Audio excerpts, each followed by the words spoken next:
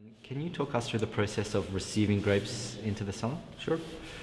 So we harvest everything by hand and in small baskets to get the fruit undamaged to the cellar, and so also we can decide whatever we want to do.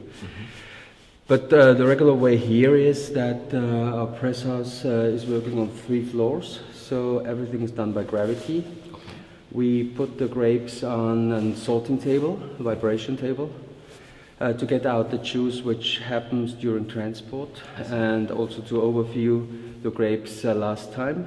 And then we go over a crusher into the presses, and there we do a skin contact for an hour or 2 or 3, depends. And then we press overnight, so over 10-12 hours.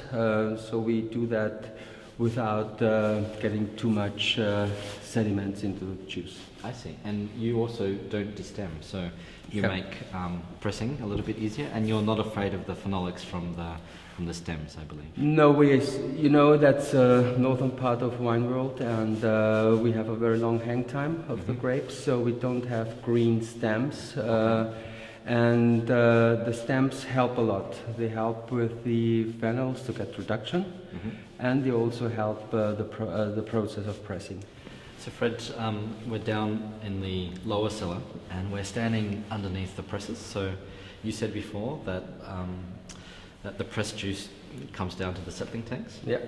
Okay. And for the clean fruity styles of wine that you make, you do a fairly strict sedimentation? Yeah.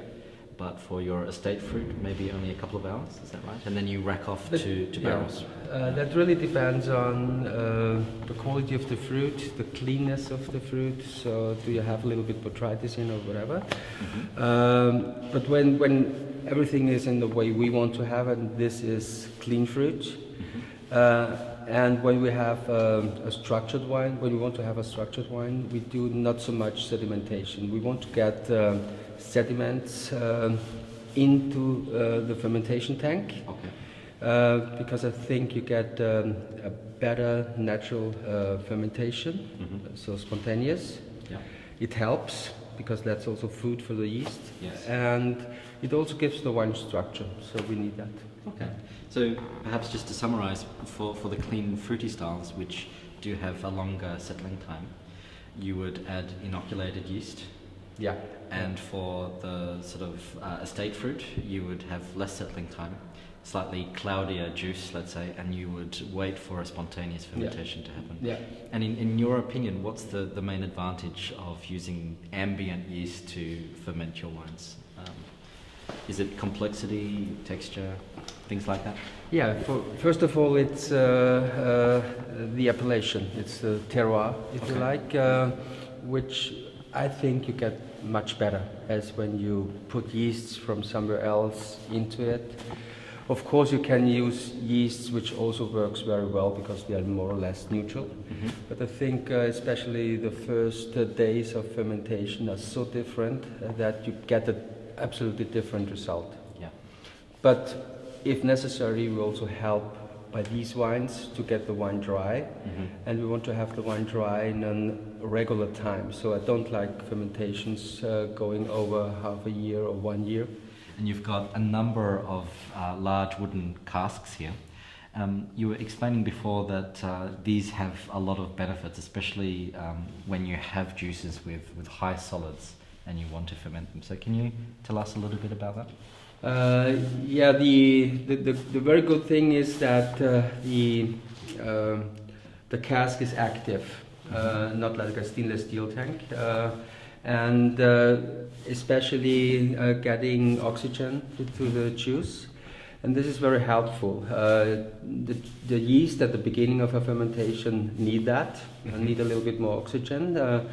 And the other thing is we ferment with a lot of sediments, as we said, and when you do that in a stainless steel tank, it sometimes happens that you get a little bit too much reduction, because you get reduction when you ferment like that.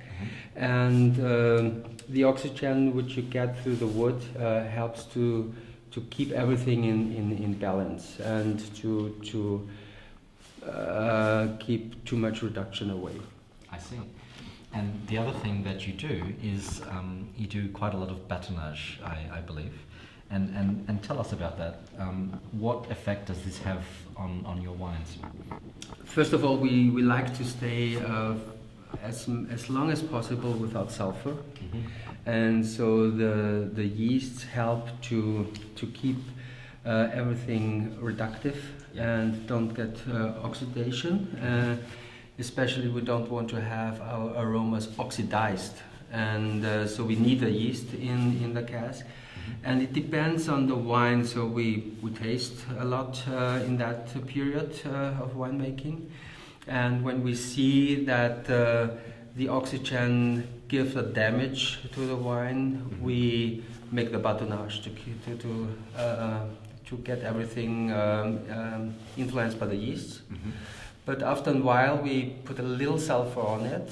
So we are now around 4 months after harvest, and we still have a lot of casks without sulfur, and they are quite okay. But in the next, let's say 1 or 2 months, we will add 20-30 ppms of sulfur on the yeast and let them for another 2-3 months. Okay. So we like that. We like yeast to help to make a wine.